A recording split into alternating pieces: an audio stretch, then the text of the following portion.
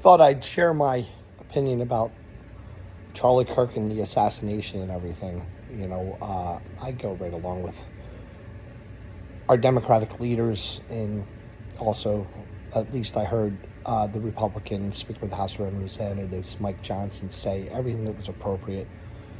Right now, if I had to say who I want our next president to be, it would be Cory Booker, and I listened to his TikTok video about it, and I thought it was perfect. He condemned the political violence of any variety and asked, I can't even remember what he said. It was perfect. This is, quickly, I don't want to get bogged down in this, but the contrast with Donald Trump had to say, which was horrible. In the Oval Office, he condemned the assassination of Charlie Kirk, and without even knowing, who the assailant was, who the assassin was, he condemned left-wing violence, and left-wing radical violence. And, he said nothing to try to, tamp the tempers down. No, instead he tried to amplify, a terrible situation. And I wonder how much I might have to blame for that too, because I know that in 2015 or 2016 on Facebook, I called Donald Trump a Nazi. I was proud of that. Still am proud of it. I said it because, and I remember distinctly why I said it, is because he said the 11 million will be gone in an instant. And, people could sit there and say he was just kidding about getting rid of the 11 million illegals in America in 2015, 2016, get rid of them in an instant, when at that very same time, another Republican leader, Jeb Bush, was saying something. A lot of the people who are here in America illegal are here because they love their families, and this is where you can find work and send money back home. So it's like the fact that Donald Trump could say stuff like that just horrified me. And I called him a Nazi, point blank. There's this kind of, I'm a left-winger for sure. Does this kind of left-wing rhetoric help to, instill this kind of violence? I suppose it could. And to that extent, I find it regrettable. But, that doesn't change the fact that I outright would say that Donald Trump is a fascist. I don't want him to get assassinated, but I don't like the guy. He's changing the culture of America in a way that I just don't like. And fundamental to that is the fact that he can do things that are wrong, criminal, and say, well, everyone's doing it. And so he just, as a rule, brings down and makes more corrupt the country.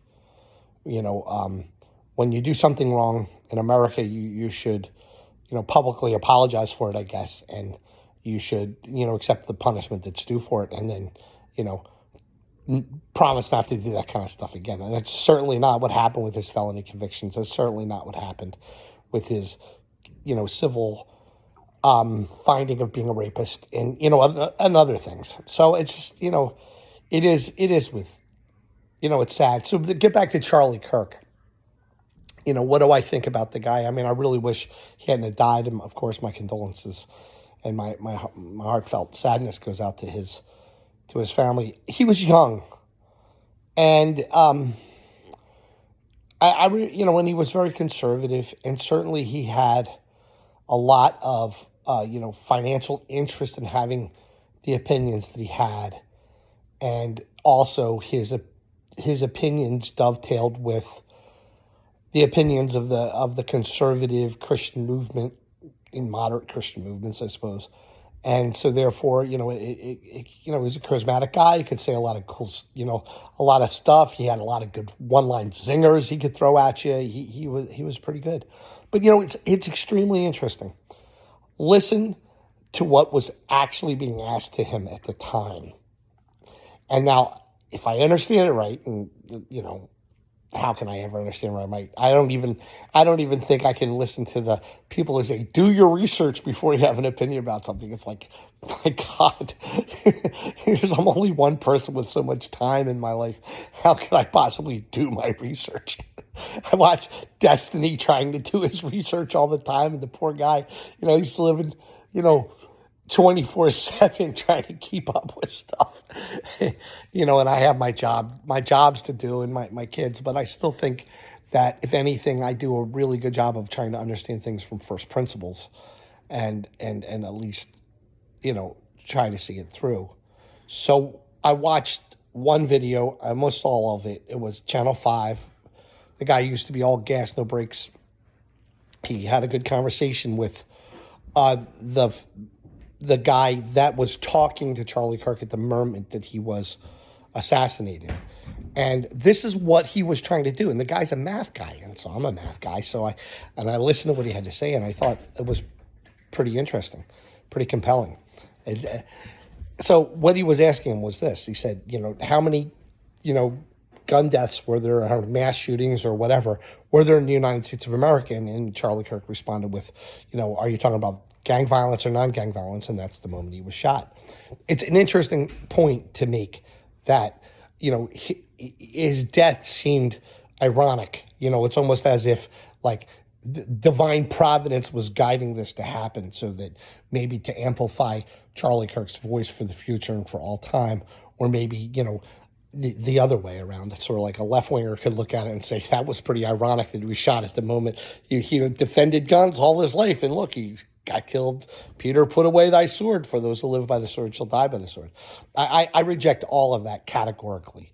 I don't think, my understanding, my model of reality, God doesn't influence this world, and I think there's an all-loving God there, but I don't think he ever influences this world for reasons that I've stated in the past. And the point that I'm trying to make here is that,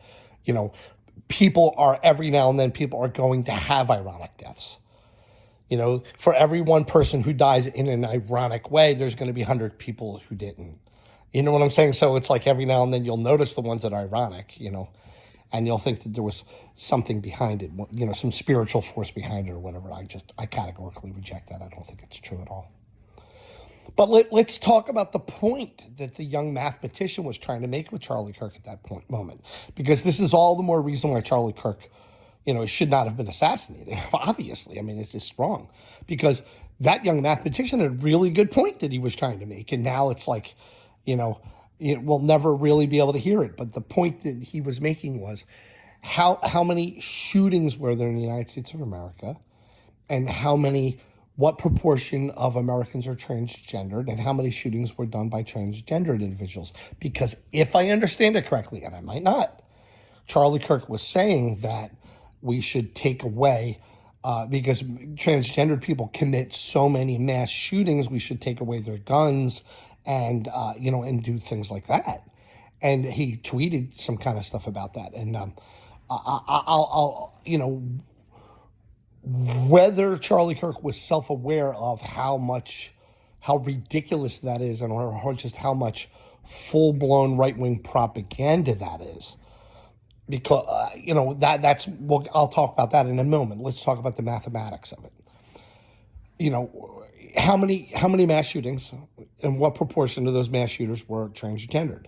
How many people in the United States of America, and how many mass shootings were there? Those proportions could be so similar to each other that you would have no evidence that transgendered people do, mass shootings at more or less than any other kind of person. So it's a p-value. The guy on Channel 5, the kid that was interviewed, mentioned a p-value directly, and that's the probability you get what you observe, or something more extreme, given everything that you assume. So if you assume, transgendered people constitute, 0.1% of the population, but they commit 7% of the mass shootings, then you might have, you'd have a rejection of your p-value there, and you might have, statistical evidence that they commit more mass shootings than other people. And what this young mathematician, I think, was trying to say is that you can do the numbers, and it will turn out that you would not have a small p-value, you would have a large one. So you wouldn't be able to reject the assumption that that transgender people commit more mass shootings than anybody else. It's almost ridiculous to make this argument in a way, but that's obvious. But you see, whether Charlie Kirk, being a young man that he is, whether he's aware of, propaganda or not, it's like the right is so infused with sophisticated propaganda that it's so hard to respond to it, because they can attack, point, and then it's you said, now wait a second, let's just talk about one of those things, and you got 40 things to talk about now, and then they just go bah. I just think of a young friend of mine who might listen to this video, and he denounced the entire field of sociology. So it's like, well, sociologists say, whoa, whatever sociologists say, it's just false. So you can't get anywhere with that, can you? So anyway, what's so sophisticated about right-wing propaganda? Well, here's a basic one. This illegal person in the country here illegally had a car accident and hurt somebody somewhere, and therefore evidence that you absolutely have to get rid of all your illegals in your country. It's like, no, and no. I mean, when you're dealing with, on the order of 10 to 20 million people, there's always going to be within a group of 10 to 20 million people, people that do things they shouldn't do. And that's just how it goes. I mean, for every traffic accident, some person from Mexico who's undocumented commits, there's 5 million hardworking Mexicans, these guys that I consider my brothers and sisters for sure. We're out there picking our fields and cleaning our hotel rooms and doing so much work that is necessary. And it's like, you look at this one person who committed, sold drugs or committed a rape or a robbery or a car theft or something, and you say, see, he was illegal, and if only we got rid of all the illegals, these kinds of things wouldn't happen. That's just patently absurd. The best way to see it in my mind, how sophisticated that kind of like right-wing propaganda bullshit is think about Steven Spielberg in the movie Lincoln. That movie Lincoln, where there's one northern congressperson who is going to vote against the abolition of slavery because he had a family member hurt by a runaway slave. Therefore, obviously, I can't be in favor of getting rid of slavery. I have to vote to keep slavery. It's like, what are you doing? It's like, hey, and that one Irish guy over there just robbed the bank. Proof that all Irish people are bad. I'm sure my Irish ancestors heard that one a lot.